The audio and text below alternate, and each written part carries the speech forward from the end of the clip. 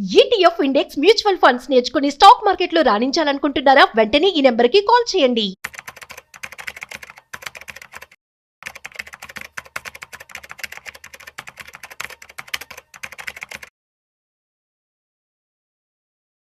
హే వాడు డబ్బున్నోడురా. అసలు ఎంత డబ్బులుంటే వాడిని డబ్బున్నాడు అని చెప్పి అంటారు. అసలు ఒక సక్సెస్ఫుల్ లైఫ్ స్టైల్ని, సొఫిస్టికేటెడ్ లైఫ్ స్టైల్ని కనుక లీడ్ చేయాలి అంటే ఎంత డబ్బులు కావాల్సి ఉంటుంది? దీనికి సంబంధించి పూర్తి సమాచారం ఇవాళ మనతో చెప్పడానికి ఫైనాన్షియల్ ఎక్స్పర్ట్ గిరిబాబు గారు ఉన్నారు. సో వారి మాటల్లోనే మరింత సమాచారం అడిగి తెలుసుకుందాం. హాయ్, హలో, నమస్తే, వెల్కమ్ టు సుమన్ టీవీ. నేను మీ Rajeev Pasupuleti. So let's start. Hi sir, నమస్తే. నమస్తే అండి సార్, ఎలా ఉన్నారు? ఫైన్ అండి సార్, మనకి రెగ్యులర్ గా చూస్తూ ఉంటాం, వింటూ ఉంటాం, చాలా మంది వాడికి ఏంట్రా వాడు డబ్బున్నోడు అని చెప్పి అంటూ ఉంటారు. అసలు డబ్బులు ఎంత ఉంటే వాడిని డబ్బున్నోడు అని అనొచ్చు. అట్ ది సేమ్ టైం ఒక సొఫిస్టికేటెడ్ లైఫ్ స్టైల్ ని కనుక లీడ్ చేయాలంటే ఎంత డబ్బులు అవసరం అవుతాయి? ఇక్కడ ఒకటి మీరు ఒక పాయింట్ మిస్ అవుతున్నారు. డబ్బులు ఉండడమే కాదు, అది ఏ రూపంలో ఉన్నది కూడా important. That is also true. ఎందుకంటే నార్మల్ గా ఇప్పుడు చాలా మందికి మీరు చెప్పినట్టుగా వాళ్ళు డబ్బు ఉన్నోడు అంటే ఆ డబ్బులు ఏ రూపంలో ఉన్నాయి? ఒక 10 బిల్డింగ్లు, ప్లాట్, ఫ్లాట్, స్థలము, పొలము ఉండి మరి నెల తిరగగానే మెయింటెనెన్స్ కావాల్సిన డబ్బులు కూడా అందకపోతే వాళ్ళని ఆస్తిపరులు, కోటీశ్వరులు అనొచ్చా? ఓకే, లిక్విడిటీ కావాలి అంటారు. Very very important. ఇది మన వయసు పెరిగిన కొద్దీ 50, 55, 60 సంవత్సరాలకు వెళ్ళినా కొద్దీ మీ ఆస్తి ఏ రూపంలో ఉండాలి అంటే మాక్సిమం ఫైనాన్షియల్ అసెట్స్ రూపంలో ఉండాలి. ఫైనాన్షియల్ అసెట్స్ రూపంలోకి లేదు అంటే మీరు 30s, 35s ఈ ఏజ్ లో ఉంటే మీరు ఏదైతే అక్యుములేట్ చేసుకుంటారో వాటన్నిటిని నెమ్మదిగా 50 తర్వాత ఫైనాన్షియల్ అసెట్స్ రూపంలోకి మార్చుకుంటూ వెళ్ళాలి. This is the basic and very very very essential thumb rule ఇప్పుడు. ఎందుకంటే నా దగ్గరికి డైలీ 2-3 వాకిన్స్ వస్తూ ఉంటారు. అందులో మెజారిటీ రిటైర్ అయిన వాళ్ళు వస్తూ ఉంటారు. వాళ్ళ పరిస్థితి ఎలా ఉంటుంది అంటే, మొన్న రీసెంట్ నా దగ్గరికి ఒక పోలీస్ డిపార్ట్మెంట్ లో ఒక రిటైర్ అయిన ఒక ఎస్పీ వచ్చాడు. మన ఎస్పీ, మనం ఏమనుకుంటే ఎస్పీ అంటే చాలా చేస్తారని చెప్పి అనుకుంటూ ఉంటాం. Very very very sincere police officer. 35 years department కి సర్వీస్ చేసి ఫ్యామిలీ మొత్తానికి బ్యాక్ బోన్ లాగా ఉండి లాస్ట్ ఏప్రిల్ రిటైర్ అయ్యాడు. ఏప్రిల్ ముందు వరకు ప్రతి నెల ఫస్ట్ అవ్వగానే టింగ్ మన శాలరీ పడిన మెసేజ్ వచ్చినప్పుడు ఒక హ్యాపీగా ఫీల్ అయ్యేది. ఏప్రిల్ అయిపోయింది కదా, మే, జూన్, జూలై శాలరీ రావట్లేదు, రిటైర్ అయిపోయాడు కాబట్టి. కానీ ఖర్చులు ఆగుతాయా? ఆగవు కదా. ఆయన ఈ 35 years ఏం చేశాడు అంటే, వచ్చిన డబ్బులు వచ్చినట్టు కుటుంబానికి ఖర్చు పెట్టేశాడు, అంటే చేశాడు. ఇప్పుడు అవన్నీ ఫిక్స్డ్ అసెట్స్ లో పెట్టాడు. స్థలాలు అక్కడెక్కడ ప్లాట్స్ తీసుకున్నాడు. 200 square yard, 300 squares అలా తీసుకున్నాడు. సడన్ గా ఇప్పుడు ఆ స్థలం కొనేటప్పుడు ఉన్న పర్పస్ ఏంటి అంటే, ప్రత్యేకంగా ఏమీ నిర్ణయించుకోలేదు, బట్ ఒక వెల్త్ క్రియేషన్ లాగా ఉంటుంది, నా దగ్గర జీతం వస్తుంది, ఎక్కడ సేవింగ్ చేయాలనే ఉద్దేశంలో సేవింగ్ చేశాడు. బట్ పరిస్థితి ఏంటంటే, ఇప్పుడు ఇంకా ఒక పాప మ్యారేజ్ కావాలి, లిక్విడిటీ లేదు. సరే, ఈ స్థలం ఉంది, దీన్ని అమ్మి చేద్దామా అంటే కొనే పరిస్థితి లేదు. మీకు తెలుసు రియల్ ఎస్టేట్ ఎంత డౌన్ నడుస్తుందో. ఇప్పుడు డౌన్ నడుస్తుంది అంటే అమ్మడానికి బయ్యర్ దొరకట్లేదు. సరే, అక్కడ నడిచే ప్రైస్ కంటే నేను తక్కువకే డిస్పోజ్ చేస్తాను, ఒక 20% డిస్కౌంట్ సేల్ చేద్దామన్నా కొనే పరిస్థితి లేదు. నెంబర్ 2, రిటైర్ అయిన తర్వాత ఖర్చులు ఆగవు కదా, మెడికల్ ఎక్స్పెన్సెస్ పెరుగుతాయి, రెస్పాన్సిబుల్ అలాగే ఉంటాయి. అండ్ 60కి రిటైర్ అయితే ఇప్పుడున్న ఇంప్రూవ్డ్ హెల్త్ కండిషన్స్ లో he's going to live up to 80+ అయితే పెన్షన్ వస్తుందా అంటే ఎస్, వస్తుంది పెన్షన్. కానీ అది హాఫే వస్తుంది, కానీ ఫుల్ సాలరీ రాదు కదా. ఇంకా లయబిలిటీస్ అన్ని కంప్లీట్ అవ్వలేదు. అండ్ అసలు జీవితంలో నేను మా ఆవిడని తీసుకొని ఏ టెంపుల్స్కి తిరిగింది లేదు, వెకేషన్స్కి వెళ్ళింది లేదు. అవన్నీ నేను ఇప్పుడు నా రిటైర్ అయిన తర్వాత లీజర్ ఉంటాను కాబట్టి చేద్దాం అనుకుంటే చేతితో డబ్బులు లేవు. ఆ ఉన్న కొద్ది డబ్బులు కాస్త ఫిక్స్డ్ అసెట్స్ రూపంలో, అదే రియల్ ఎస్టేట్ రూపంలో ఇరుక్కుపోయి ఉన్నాయి. ఇల్లు సొంత ఇల్లే, కానీ నాకు మెయింటెనెన్స్కి ఇబ్బంది అయిపోతుంది. సో ఇది కాదు కదా. ఇప్పుడు ఆయన ఆస్తిపడి అనొచ్చా, అనొద్దా? డెఫినెట్ అనొచ్చు. ఎందుకంటే సొంత ఇల్లు ఉంది, ప్లాట్, 2-3 ప్లాట్లు ఉన్నాయి, కానీ మంత్లీ ఇన్కమ్ ఎక్కడుంది? అండ్ వాళ్ళ పాప మ్యారేజ్ చేయాలి, మ్యారేజ్ కి డబ్బులు కావాలి అంటే ఈ ప్లాట్ అమ్ముతేనే వస్తాయి, వేరే ఇంకా సేవింగ్స్ లేవు. ఆ జీపీఎఫ్, పిఎఫ్ ఉన్నాయి డబ్బులు, అవి కూడా అవి వచ్చినాయి కాస్త ఇమీడియట్లీ కొంత మెయింటెనెన్స్ కి దీనికి నడిచిపోతుంది. ఇప్పుడు he's looking at next 20 years. 20 years తింటూ కూర్చోగలం, వీటితోటి కొండలని కరిగిపోతూ ఉంటాయి. సో ఆ లిక్విడిటీ ఎక్కడ ఉంది అంటే, పోనీ ఆ ఉన్నే తింటూ కూర్చుంటే ఫ్యూచర్ నీడ్స్ ఎలా? అండ్ ఇంకొకటి, ఇవాళ మంత్లీ మెయింటైన్ చేయాలి అంటే ఒక కుటుంబానికి మినిమం 50,000 కంపల్సరీ కావాల్సిందే ఇవాళ. ఒక 5 years తర్వాత దట్ బికమ్ డబల్. మళ్ళీ 10 years తర్వాత మెడికల్ ఎక్స్పెన్సెస్, ఇంకా వేరే ఇంకేదైనా వెకేషన్స్కి వెళ్ళాలి, ఏదైనా శుభకార్యాలు ఉన్నాయనుకోండి, ఖర్చులు ఉంటాయి కదా. సో ఇక్కడ ఆస్తిపరులు అంటే డబ్బు రూపంలో ఉండడం చాలా చాలా ఇంపార్టెంట్ మన వయసు పెరిగే కొద్దీ. అదే మీరు 30లో ఉన్నారనుకోండి, 30లో ఉంటే ప్రాబ్లం లేదు, మీరు ఉన్న డబ్బులతోటి ప్లాట్లు కొనండి, మీకు ఇన్కమ్ వస్తూ ఉంటుంది, ఆదాయం వస్తుంటుంది, శాలరీ వస్తుంటుంది, you have a time to do other than job కూడా వేరే బిజినెస్ చేసే అవకాశం ఉంటుంది, ఎనర్జీ ఉంటుంది, టైం ఉంటుంది అన్ని. అప్పుడు మీరు దాన్ని బిల్డ్ చేసుకుంటూ ఉండాలి. But once you cross up to 50-55 you have to convert your fixed assets into financial assets. Okay, మరి బై ద వే ఎస్పీకి ఏమని చెప్పారు మీరు? లేదు, లిక్విడిటీ లేదు, ఇమీడియట్ అమ్మాల్సిందే, అమ్మకపోతే మన డబ్బులు రావు. మరి ఇక్కడ డబ్బులు లేనప్పుడు నేను ఏం చేస్తాను?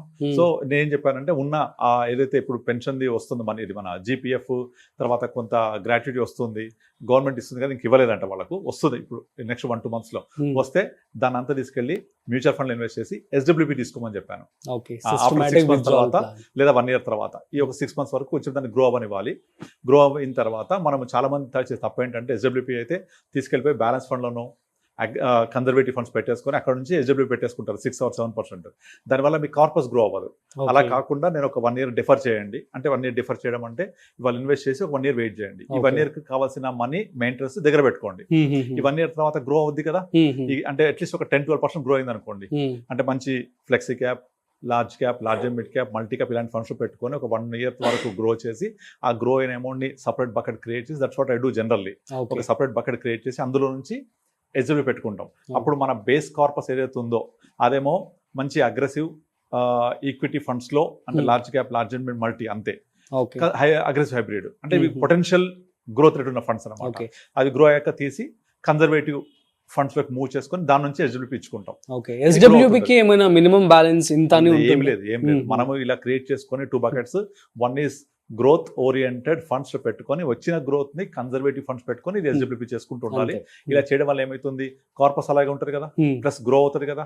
సో కనుక ఇవాళ నాకు 50,000 సరిపోయింది, 2-3 ఏళ్ల తర్వాత 50 సరిపోదు, పెంచాలి.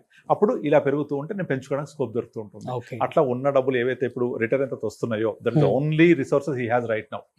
మిగతా అన్ని మీరు అన్నట్టుగా ఆస్తిపరుడే, కానీ లిక్విడిటీ లేకపోవడం వల్ల మన ఆస్తిపరుడు అనొచ్చా అంటే బిగ్ క్వశ్చన్ మార్క్. సో ఉన్న రిటైర్మెంట్ అయిన తర్వాత వచ్చే జీపీఎఫ్, తర్వాత commutation, leave and cash funds, ఇవన్నీ తోటి కొంచెం కార్పస్ క్రియేట్ చేస్తే పెద్ద అమౌంట్ కూడా ఏం లేదు, అరౌండ్ less than crore ఉంది అంతే. ఆ క్రోర్ మీద ఎంత పెట్టగలం మనం ఎస్డబ్ల్యూపీ? సో కనుక అట్లీస్ట్ రిటైర్ అయినట్టుకి మనము మన లైఫ్ స్టైల్కి తగ్గట్టు కనీసం ఒక 3-4 crores జమ చేసుకోవాలి. జమ చేయాలి అంటే మీరు ఈ ప్లాన్ ఒకరోజు చేస్తే రాదు, అట్లీస్ట్ మీరు 35-40 years వచ్చినప్పటి నుంచే మన రిటైర్మెంట్ కోసం ప్లాన్ చేసుకుంటూ ఉండాలి. At the same time children education, children marriage, other liabilities ఇవన్నీ చేసుకుంటూ ఫుల్ఫిల్ చేసుకుంటూ ఒక 3-4 crores జమ అవ్వాలి అంటే మీ ఇన్వెస్ట్మెంట్ జర్నీ 20 years ముందు స్టార్ట్ అవ్వాలి. అప్పుడే పవర్ ఆఫ్ కాంపౌండింగ్ మనం చూడగలుగుతాం.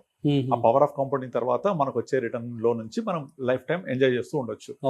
ఎందుకంటే ఇప్పుడు ఒకప్పుడు లాగా మనం తప్పు చేస్తే దేవుడు నీకు శిక్షిస్తారని చెప్పేవాళ్ళం కదా, దేవుడు అడ్వాన్స్ అయిపోయాడు.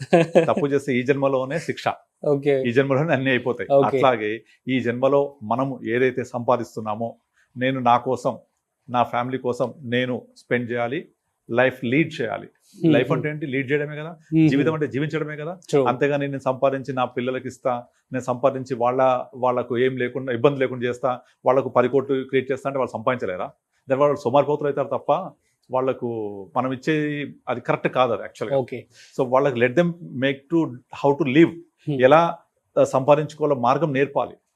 ఇప్పుడు మన ఒక సింహం ఉందనుకోండి, అది జూలో ఉందనుకోండి, జూలో సింహాన్ని వాడు ఒక చిన్న అంటర్ పట్టుకొని ఇట్లా కూర్చొని లేవంటే లేస్తాడు.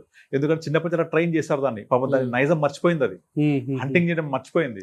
దాన్ని అడవిలో వదిలేయండి, ఆ సింహాన్ని 10 రోజులు చచ్చిపోతుంది, అది కుక్కలు చంపేస్తుంది దాన్ని, ఎందుకంటే అది వేటాడడం మర్చిపోయింది. అలాగే పిల్లలకు కూడా మనము ఎలా సంపాదించాలి నేర్పాలి ఇప్పటి నుంచి. అంతేగాని వాళ్ళకి నేను సంపాదించి వాళ్ళకి ఇస్తా, సంపాదించి చేస్తా. అందుకే ఇప్పుడు ఏసీబీ పట్టుకుంటారు కదా కొంతమంది పెద్ద ఆఫీసర్స్ ని, వాళ్ళ దగ్గర 100 కోట్లు వెళ్తాయి. నిజంగా అది ఏం చేసుకుంటారో నాకైతే అర్థం కాదు. 60 సంవత్సరాలు 70, ఇప్పుడు రీసెంట్గా దొరికిన ఆయన దగ్గర 70 సంవత్సరాల తర్వాత ఇప్పుడు అంత సంపద ఉంది, ఒక 500 కోట్లు ఉంది. పేపర్లో 500 వస్తే నిజంగా 1000 కోట్లు ఉండొచ్చు. ఆయన వయసు ఆల్రెడీ 70 సంవత్సరాలు. ఏం చేసుకుంటాడు అంటే కొడుకులకు ఇద్దామన్న ఉద్దేశం అయింది. ఇస్తే వాళ్ళు మంచోళ్ళు అనుకోండి, కొడుకులు ఎంత డబ్బులు ఇచ్చినా సరిపోదు. చెడ్డోళ్ళు అనుకోండి, వాళ్ళకు ఎంత ఇచ్చినా సరిపోదు, మంచోడికి అవసరమే ఉండదు.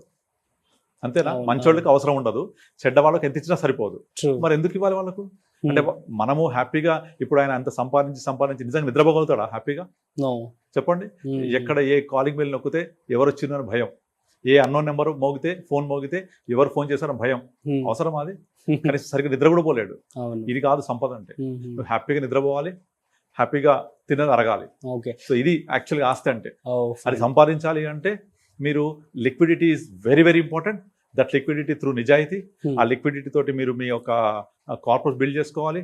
బటన్ కొడితే డబ్బులు రావాలి. ఇది ఫిక్స్డ్ అసెట్స్ ఎప్పుడు చేయాలి? ఎట్ ద ఏజ్ ఆఫ్ 30, 35, 40 దాన్ని కన్వర్ట్ చేయాలి. చాలా ఎగ్జాంపుల్స్ చెప్పాను. So let's come back to the question sir. So నేను క్వశ్చన్ ఏమన్నాను అంటే ఇప్పుడు ఇంత డబ్బులు ఉంటే వాడు ఆస్తిపరుడు. సో అరౌండ్ ఇప్పుడు మీరు చెప్పిన దాన్ని బట్టి 3 to 4 crores అంటారు as of now. 3 to 4 crores ఉంటే మనం మంత్లీ ఒక 2.5 lakh తీసుకోవచ్చు. తీసుకుంటే అక్కడ లైబిలిటీస్ బట్టి, లైఫ్ స్టైల్ బట్టి. ఇప్పుడు నార్మల్ గా మనము 10, 15, 20 సంవత్సరాల నుంచి ఇప్పుడు వరకు లేదా ఇంకా ముందు నుంచి చూసుకుంటే మార్నింగ్ 4 ఇడ్లీ, మధ్యాహ్నం ఇంత లంచ్, రాత్రి 2 చపాతి, ఇదే కదా. దీనికి ఖర్చు ఎంత పెరిగింది? చాలా తక్కువ పెరిగింది. సో మనకు పెరుగుతున్నాయి ధరలు, ఖర్చులు రెండు ఉంటాయి. పెరుగుతున్నాయి ధరల, ఖర్చులు పెరుగుతుంటాయి. అంటే మనం పెట్టే ఖర్చులు అవి, ధరలు కాదు. ధరలు దాని పాటికి అది స్థిరంగా 5-6% పెరుగుతాయి. కానీ ఖర్చులు ఎక్కువ పెరిగినాయి. ఎగ్జాంపుల్ ఇప్పుడు మీరు సెల్ ఫోన్ తీసుకోండి, life style expenses, left trap. అది సెల్ ఫోన్ తీసుకోండి, ఒక 15 years బ్యాక్ ఎంత ఉండే? చాలా తక్కువ ఉండే, 5,000, 6,000, 7,000. ఇప్పుడు 30,000, 40,000 తక్కువ ఫోన్ ఉందా ఎవరి దగ్గర? లేదు. అసలు 30,000 కాదు, 1 lakh వెళ్ళిపోయింది కదా. 1 lakh దాటేసింది. అండ్ ఆ ఫోన్ లైఫ్ ఎంత? Hardly 2 years. అంటే every 2 years you need a new phone. And ఇదివరకు ఇంటికో టీవీ, ఇప్పుడు రూమ్ కో టీవీ. అవునా? ఇంట్లో ఒక ఫోన్, ఇప్పుడు మనిషికో ఫోను, 2 phones. ఒకప్పుడు కేబుల్ టీవీ ఉంటే 200 రూపాయలు. ఇవాళ కేబుల్ టీవీ పోయింది కదా. కేబుల్ టీవీ పోయి ఓటీటీలు వచ్చిన తర్వాత, ఈ మన లైక్ ఇవన్నీ వచ్చిన తర్వాత మనకు యాక్చువల్గా కాస్ట్ తగ్గించాయా? పెంచాయి చాలా. పేపర్ యూజ్ అని పెట్టారు కదా, పేపర్ యూజ్ అంటే మీరు వాడితేనే కట్టాలి. అదే మీరు సిటీ కేబుల్ అలాంటి వాటిలో ఇస్తే 250 కట్టేస్తారు, ఎక్కువ ఖర్చు అవుతుంది అంటారు. ఇక్కడ నిజంగా ఎప్పుడు ఖర్చు అవుతుంది? ఇప్పుడు కాదు, అప్పుడు 250తో పోయేది. Today we are paying more than 1,000 rupees. అన్ని ఓటీటీస్, సబ్స్క్రిప్షన్స్, తర్వాత ఈ సెటిలైట్ టీవీస్ పెట్టుకుంటే 1,000 rupees is just nothing. And వైఫైలో నిల్లు లేదు. ఇవన్నీ పెరిగాయా? ఏంటి? ఖర్చులు. సో ఇవి పెరుగుతూ ఉంటాయి, ఇలాగే పెరుగుతూ ఉంటాయి ఇంకా. అండ్ తర్వాత మనం ఏం చేస్తాము? ఫస్ట్ ఉన్న ఇల్లు నార్మల్ డబుల్ బెడ్రూమ్ సరిపోదు, will move to other big house. అక్కడి నుంచి గేటెడ్ కమ్యూనిటీ, అక్కడి నుంచి హై రైజ్. పెరిగినా కొద్దీ ఖర్చులు అట్లే పెరుగుతుంటాయి, అట్లాగే మెయింటెనెన్స్ పెరుగుతుంటుంది. సో ఇవన్నీ పెరిగినప్పుడు మనకి ఏం కావాలి? లిక్విడిటీ కావాలి.